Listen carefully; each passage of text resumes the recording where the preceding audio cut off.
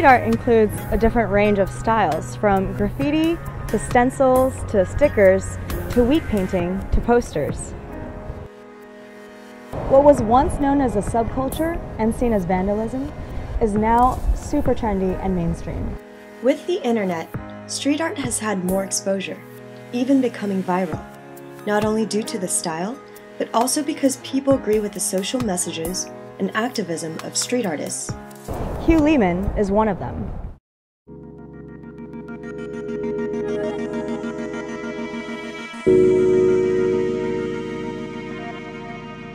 Right now, I've definitely noticed more and more artists wanting to engage, with what's going on in the world, whether it's politically, socially, and people want to be active. I think they want to have their own voice, and they want to help these other people have a voice. There's something to be said about people like Banksy and Swoon and Hugh Lehman, who their work is really doing something new, and it's meaningful, and it can actually, I think, affect society in a positive way. My name is Hugh Lehman. I'm a San Francisco-based street artist.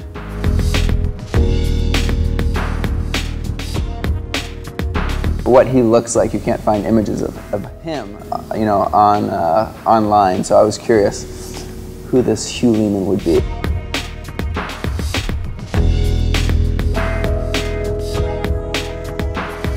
After high school, I started traveling and spent the next 3 years living out of my backpack. I came to San Francisco. I thought I would stay here for 6 months, and 6 years later, here I am in the same studio, painting the people that live around me, people that I meet.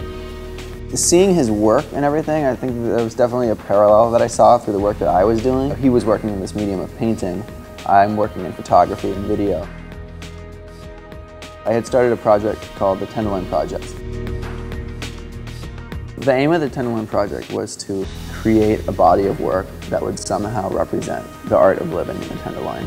Living on the streets, it's not just about people smoking crack. There's just a truth to these people, to the people that live on the street, and there was something that interested me. All over the world, there's the overlooked and the oft-forgotten people.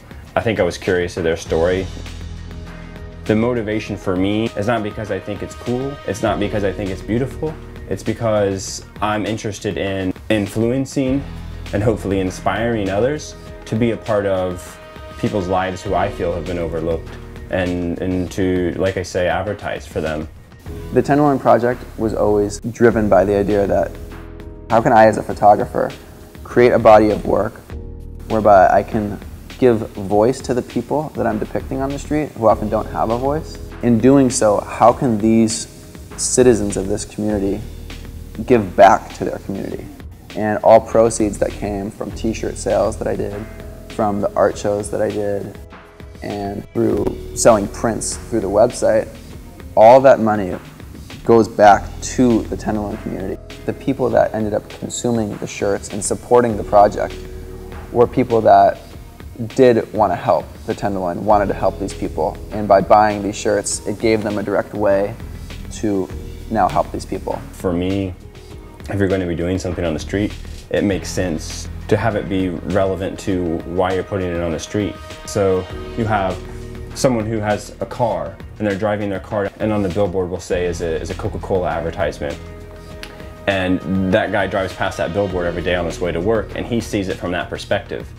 Meanwhile, underneath the freeway, there's a guy who sleeps underneath the freeway, and he sees that same Coca-Cola billboard every single day. And if you can take away the Coca-Cola on the billboard and put in front on that billboard something that has to do with the actual society, I think then you have the opportunity to do something positive, not just for the person that's living on the street, but something positive for the person who's not living on the street. And I see what I do on the streets is a public ad campaign that advertises, of course, for the work in and of itself, as all street art does, but what makes it an ad campaign is it directly commodified with the not-for-profit I've set up. So you see lots of my work on the streets, and they have QR codes on them that the passerby can scan with their smartphone, and it opens up a website where they can purchase a t-shirt that directly benefits the very person who's on the poster that you see in front of you when you're walking down the street. I'll print these guys' portraits on t-shirts, and they take their t-shirts and they keep 100% of the profit. There's been a number of different people that sell the t-shirts. Bernard and Blue, who's a street musician, Indian Joe, and Larry. Larry plays buckets as drums on Market Street. And it's pretty cool because he sees lots of tourists and meets people from all over the world who end up buying t-shirts from him. And I think that the truth is that the success in it is not in that it generates 10 or 20 bucks a week for Bernard or for Blue or for Larry, but that it gives them an opportunity to have a business platform to stand on. And in turn, it gives me the opportunity to do something. And I think in these tiny, small drops of water we add to the ocean, it's a contribution to not just our friendship, but potentially to society as a whole. Sent some t-shirts to London a few days ago, and someone in London now is wearing a shirt of a guy that I'm friends with that lives down in the alley. Maybe this person walking on the street wearing that t-shirt and ask, hey, where did you get this t-shirt? What is this about? And some other stranger who happens to be a tourist visiting London from who knows, Budapest, and now they know about this. And it's exciting to think like how small of an idea it starts with, and it becomes something where it's beautiful and it advertises for itself and people talk about it, and I really like that.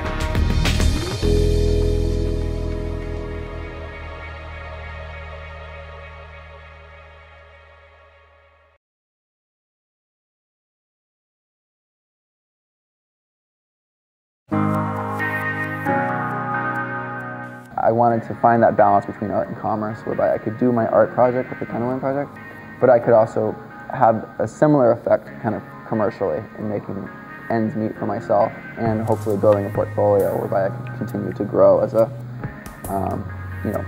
commercial director and photographer. These days, street artists find many ways to make a living through their art, through shows in museums and galleries, commissioned work, and even through fashion.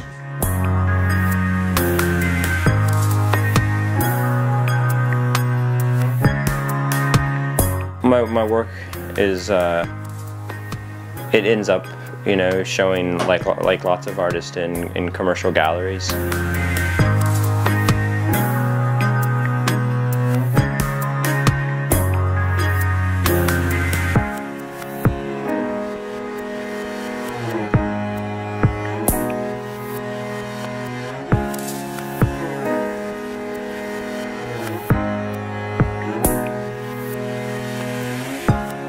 What I have found to be a way for me to do my artwork and to get paid for it as well is to work with students and community members to basically beautify their communities and their neighborhoods. Okay, I'm gonna show you some spots.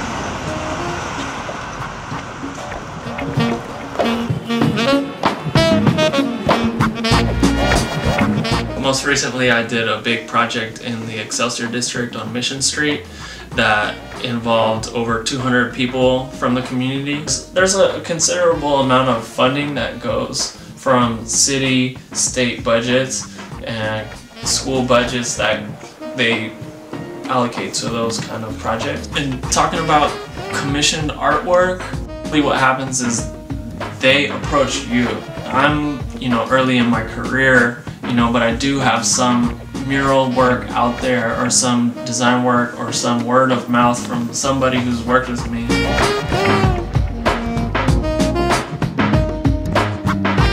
In 2006 and 2007, I went to Argentina, and a lot of people were wearing these shoes down there called alpargatas. Bought a bunch of those, painted all of them, and then I went out on the street and I sold them, made them for friends and stuff like that.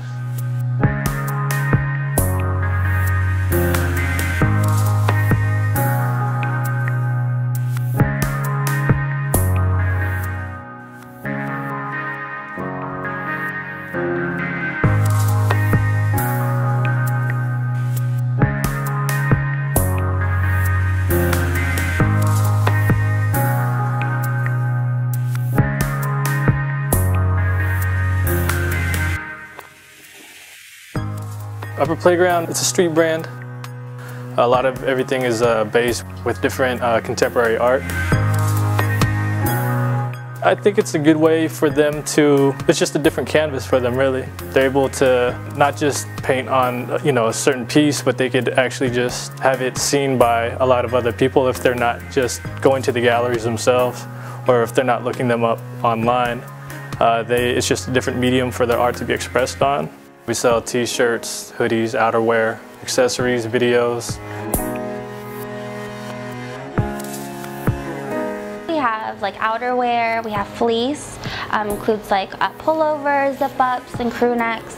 We have button-ups, cut and sew pieces. We have tons of t-shirts, fitted hats, snapbacks, cuffs, 2-finger rings, neckties, handkerchiefs.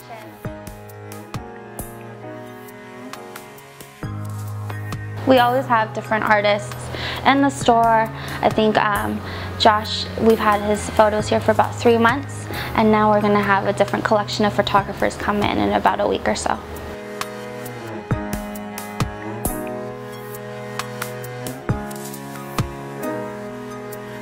Some of the main artists that we have sub-brands with or sub-lines with is Sam Flores, Jeremy Fish, Esteban Oriol, he's a photographer.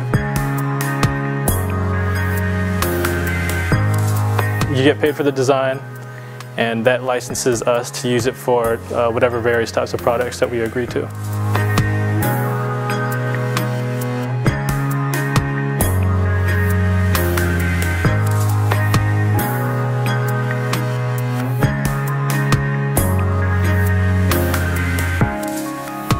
A lot of them do come from, they have grassroots. That was, in essence, a rebellion type thing.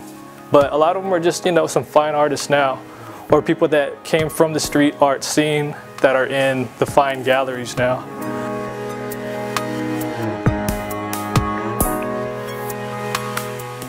So it'll continue to go because the artists continue to flourish, new artists continue to come in.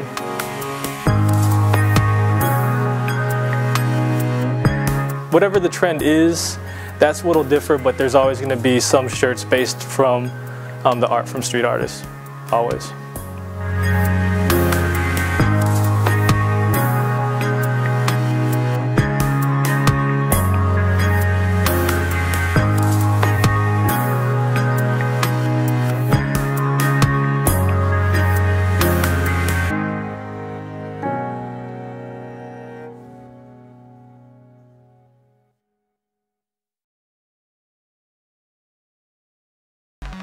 Now you know that there are plenty of opportunities to sell street artwork. You probably have plenty of creative ideas, and you'll want to share your voice about the people in need around you.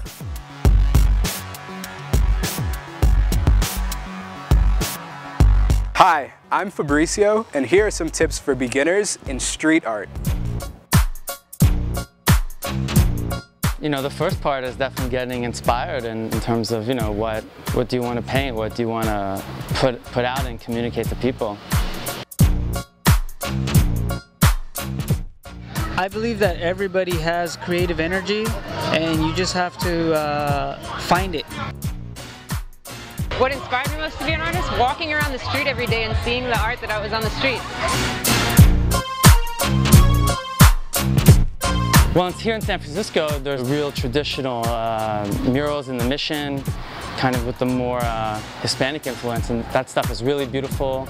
It looks more like classical painting. Then there's also the, the West Coast graffiti scene style, which is just really more traditional graffiti like New York, but it's just got its own little lettering style, which is unique to San Francisco and the West Coast. Everything's in your brain. Now it's time to get your art done. To get ideas, like for example what I'm going to do on this wall, I actually use it more for pre-production if I'm going to do a mural. I'm manipulating it in Photoshop, I'm using some of the paint artistic filters, and then I'm kind of changing the contrast. And also to maybe block stuff out, I can use the computer to make it more abstract, so when I bring it to the wall, I have a nice abstract notion about the shadows and the stuff where before I would block it out. So sometimes this saves me time.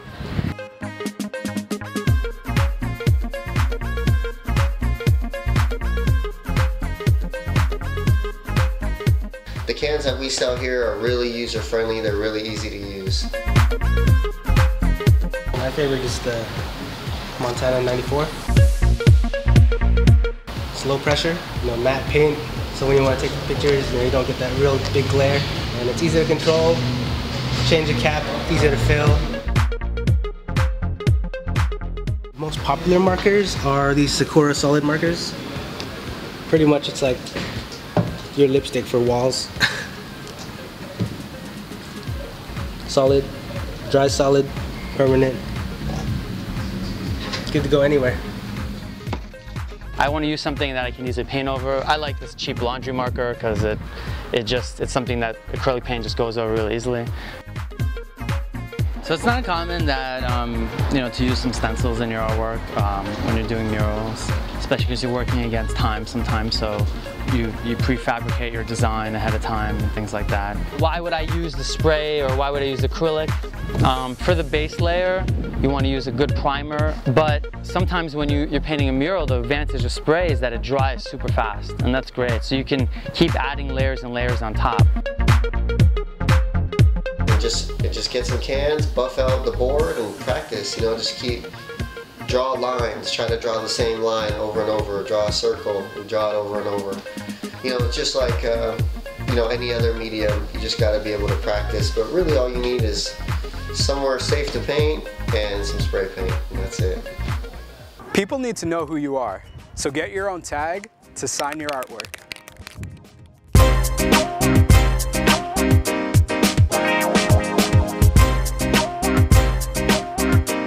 Tagging is like your signature or your autograph. I love tagging. I love to see it. And it evolves. It's just like, it's a growth. It'll start with tags, and then after the tags stay there for long enough, it'll turn into street art, and then it turns into this, beautiful sculpture. However, don't tag without reason or go around spray painting nonsense. All right then, it's time for the most important thing, the wall. But where can we find it? Every building belongs to someone. So I like this political piece because to be a mural, because that's a context of the street and of a mural, to have some kind of political message. There are organizations that can help you contact the owner and find the wall for your artwork. Well, you make a proposal, and if they like it, and if there are any wall available, not only this one, they will let you to do it. What happens is the city fines people for if they have tags on their buildings. So they get tired of getting fined, and they're like, we don't want to pay any money for ticketing, we just want to have some good art up there. Who wouldn't want a cool wall? But not many artists are lucky enough to find the wall, so they choose to express themselves against the law. Graffiti is forbidden on public transportation and public places. Still, wet paint signs are all around the city. And that makes the reputation of street art more notorious. You should never vandalize, never without permission. Yeah.